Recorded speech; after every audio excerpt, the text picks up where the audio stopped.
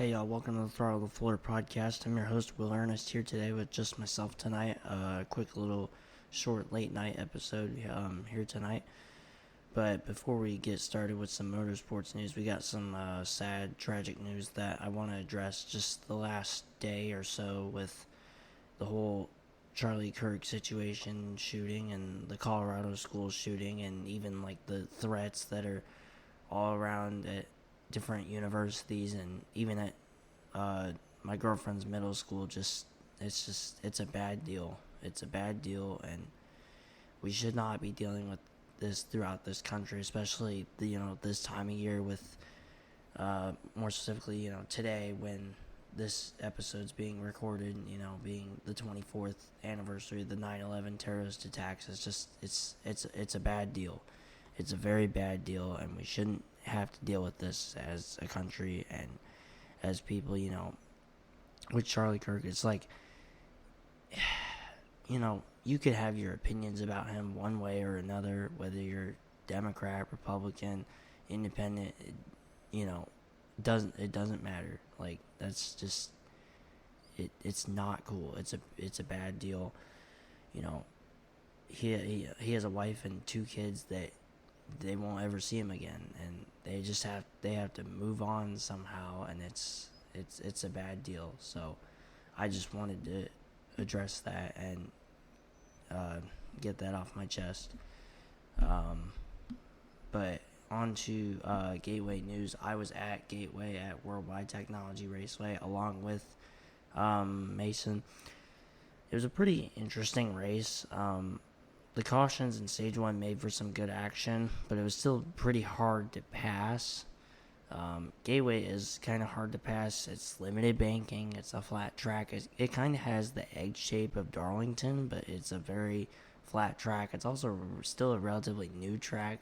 This past weekend, was only the 4th Cup race at the track, so it's still relatively new-ish for these drivers.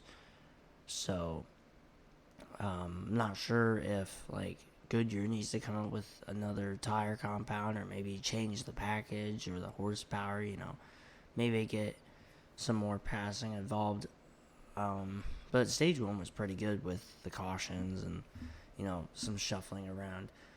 Briscoe ended up winning Stage 1 after winning the Southern 500 last week, and Bubba Wallace ended up winning Stage 2. So crucial playoff points there for those 2 drivers.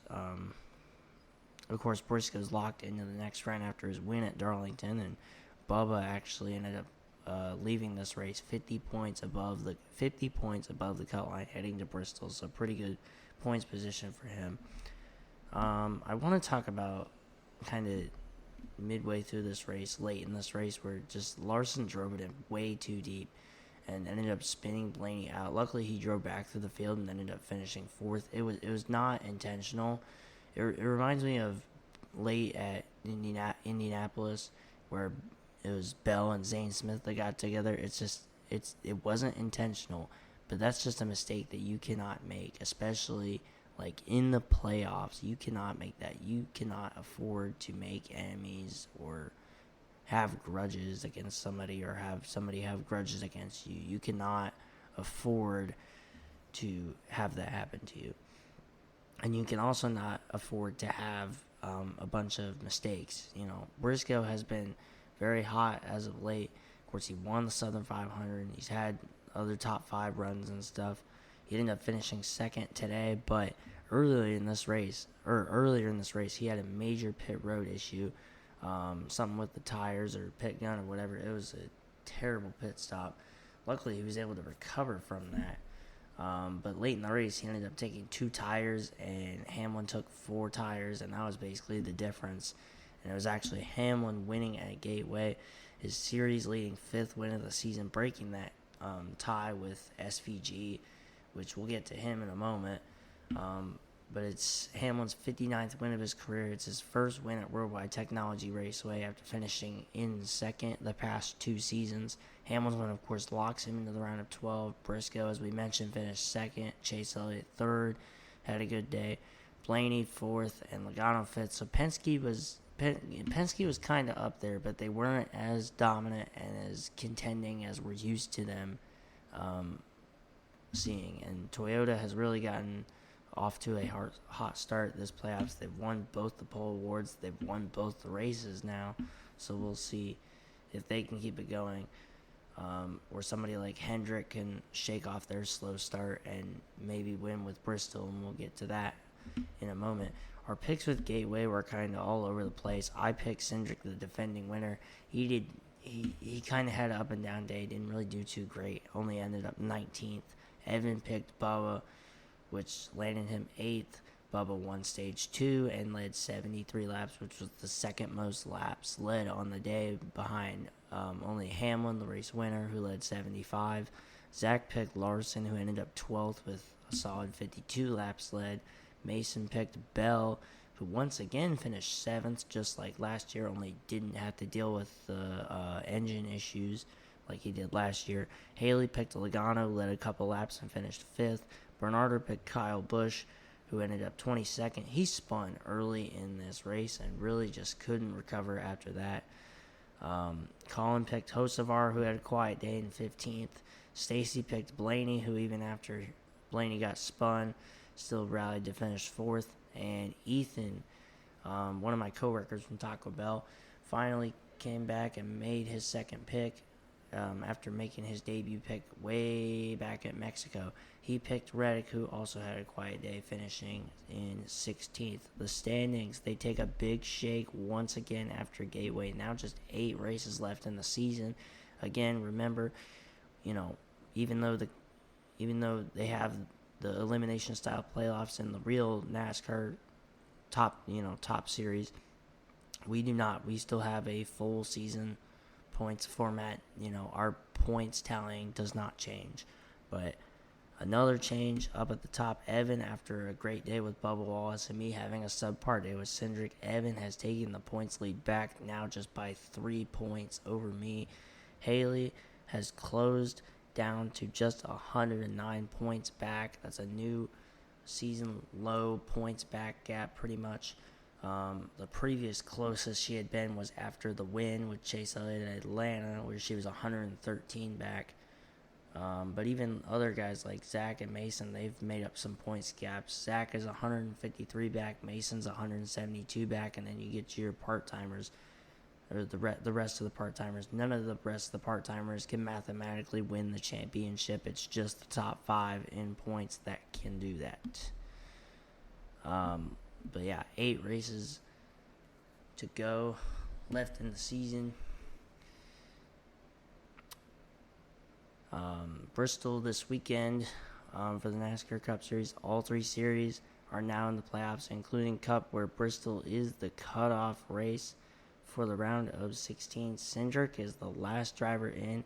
He's only plus 11 on Austin Dillon. I think Dillon will get into the round of 12 over Cindric, while SVG, Bowman, and Berry, I think, will be eliminated. So Cindric, SVG, Bowman, and Berry, I think, will be eliminated.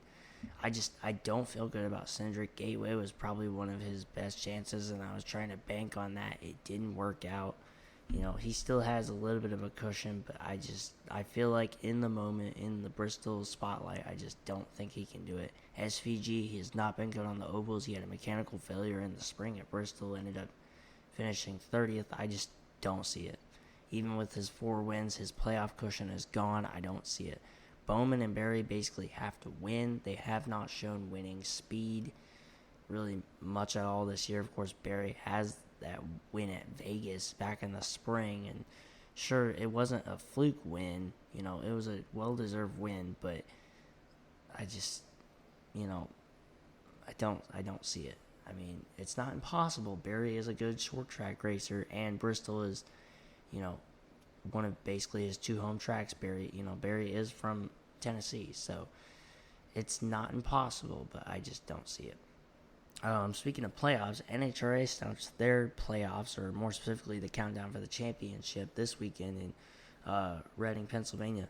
Tony Stewart, specifically, we'll talk about him. He leads the top field points going into the countdown after winning the inaugural regular season championship a couple weeks ago at Indianapolis for the U.S. Nationals, but it was also announced this week that his wife, Leah Pruitt, would be returning to Top Fuel in 2026 for Tony Stewart Racing after missing the past 2 seasons so that her and Stewart could start a family together. We're not really sure where Tony Stewart could end up driving for next year, but rumors point to maybe driving for Elite Motorsports next year in 2026 after they just recently acquired Josh Hart's Top Fuel operation. So we're not really sure. It'd be interesting, though, because maybe Tony Stewart lands another Top Fuel ride, and then Stewart and his wife, Leah Pruitt, can end up racing together in Top Fuel. We'll see. We're not sure. I've also heard some rumors that Tony Stewart could end up driving back down in Pro Stock as well, so we'll see. IndyCar, of course, is done for their season. The 2026 schedule is still not quite out yet. They're still releasing some dates and still trying to figure things out. It's obviously tricky with the World Cup next year, and being that IndyCar is exclusively on Fox, I can understand how they need to spend some extra time trying to make sure all that works out. Getting into our picks for Bristol Night Race, it's the same 9 people picking this week as it was last week at Gateway. I'm picking Larson, banking on him. He, of course, won the Bristol Night Race last year, and he won the spring race this year. I picked him to win the spring race this year. That happened. That ended up being my first of 3 wins so far this season. Evan is picking Blaney. Zach is picking Briscoe. Mason's sticking with Bell.